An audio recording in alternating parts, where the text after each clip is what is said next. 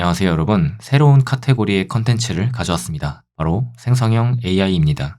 이 시리즈를 준비하면서 디자이너들이 점점 위협을 받긴 하겠구나 라는 약간의 두려운 생각이 들었습니다. 하지만 새로운 기술이 나올 때마다 위기만 있는 게 아니라 기회도 같이 따라왔죠. 그래서 저희는 놓치지 않기 위해서 준비를 해야 될 것 같습니다. 인공지능 기술이야 엄청 예전부터 나왔지만 우리가 집중하게 된 이 계기는 사실 생성형 AI 때문이죠. 제너레이티브 AI라고 해서 이미지 생성부터 텍스트, 동영상, 코딩, 음악 등 굉장히 다양한 카테고리에 새로운 것을 만들어버리는 엄청난 놈이 왔습니다. 크리에이티브 영역은 가장 안전할 줄 알았던 저의 생각을 가장 먼저 깨버렸죠. 어떤 사례가 있는지 한번 살펴보시죠. 우선 여기에 4개의 이미지가 있는데요. 인공지능이 그린 그림이 무엇인지 한번 찾아보시겠어요? 혹시 몇 번이 인공지능일 거라고 생각하셨나요? 놀랍게도 모든 이미지가 다 인공지능이 만든 사진입니다. 소름 돋지 않나요? 아마 디자이너나 예술가들이 가장 많이 사용하게 될 생성형 AI 기술이 바로 이런 이미지 생성이지 않을까 싶습니다. 여기에 릭딕이라는 예술가가 있는데요. 나이키랑 티파니앤코 콜라보 제품을 선보였고요. 이런 인공지능으로 디자인한 티파니 나이키 운동화들이 올해 2월 23일에 밀라노에서 전시되었다고 하네요. 그리고 작년 이맘때쯤에 한동안 뉴스에 도배가 됐었던 사건이죠. 콜로라도 주립 박람회 미술대회에서 인공지능으로 그린 그림이 1위가 되는 이런 사건이 있었죠. 사건이라 하면 좀 웃기긴 한데 이 일로 인해서 수많은 예술가들이 예술은 죽었다 이런 식으로 반발을 했지만 우승자는 결국 창의성이 필요한 것이다 뭐 이런 식으로 말을 했다고 합니다.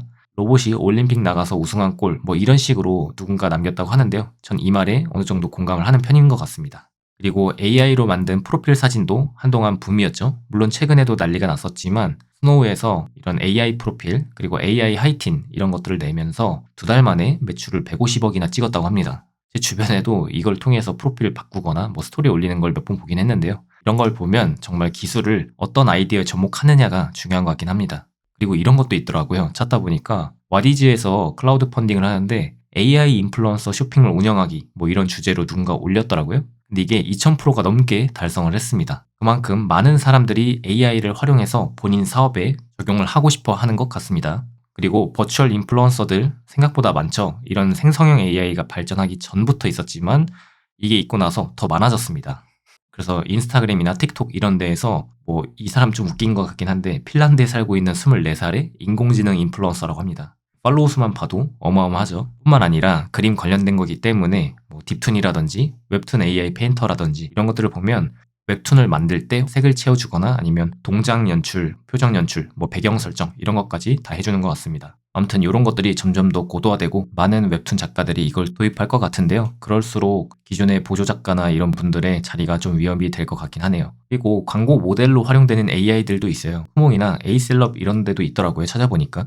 이런 데서 AI 모델을 제작을 해주는데요. 인공지능 특성상 이미지 개수 제한이 없다 보니까 내가 마음에 들 때까지 이미지를 무제한 생성할 수가 있고요. 직접 이거를 실제 모델을 데려다가 하려면 스튜디오 대여부터 모델 섭외, 전문 포토그래퍼가 촬영을 해야 되고요. 편집 및 보정, 그리고 디자인 이런 단계를 거쳐야 되는데 그냥 인공지능을 통해서 모델 부분을 해결하게 되면 비용과 시간을 굉장히 많이 아낄 수가 있겠죠. 주로 성형외과나 병원, 뷰티, 커머스 이런 쪽에서 많이 활용될 것 같고요. 이미 유명한 연예인이라면 모르겠지만 일반인이나 신인 모델들의 자리는 좀 많이 줄어들 것 같은 느낌이 있습니다. 그리고 하다못해 보이스피싱에 인공지능을 활용하기까지 했다고 합니다. 자녀의 3초짜리 목소리를 분석해서 AI가 목소리를 흉내내는 그런 형식을 썼다고 하는데요. 진짜 점점 더 영악해지네요. 기술의 발전에 따라서 이런 부정적인 부분도 따라오다 보니까 조심해야 할 것 같습니다. 그 외에도 정말 많아요. 개발도 해주고 영상도 만들어주고요. 자막도 생성해주고 데이터 분석, 노래, 글, 그리고 애니메이션, 번역 뭐 정말 다양한 곳에서 활용을 합니다. 그리고 그 활용하는 것을 각각의 아이디어를 더해서 유튜브를 하든지 컨텐츠를 만들든지 어떤 앱이나 서비스를 통해서 몇십억에서 몇백억의 가치를 내는 사람들도 많았습니다. 이렇게 세상이 빨리 변하고 있는데 우리가 아무것도 안 하고 이걸 그냥 거부하거나 쉬쉬하기에는 너무 무섭지 않나요? 이럴 때 디자이너는 어떻게 해야 될까요? 사실 저도 정답을 잘 모르겠습니다. 지금 이런 영상을 만들기 위해서 이것저것 써보고 찾아보는데도 계속 새로운 게 생겨나고 있기 때문이죠.